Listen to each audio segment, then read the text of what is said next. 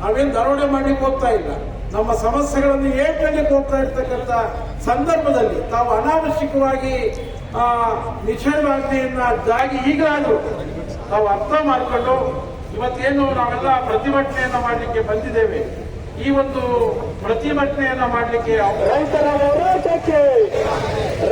ಹೋರಾಟಕ್ಕೆ ಸರ್ವಾಧಿಕಾರಿ ಅಂತ ವರ್ತಿಸುತ್ತಿರುವ ಜಿಲ್ಲಾಧಿಕಾರಿಗೆ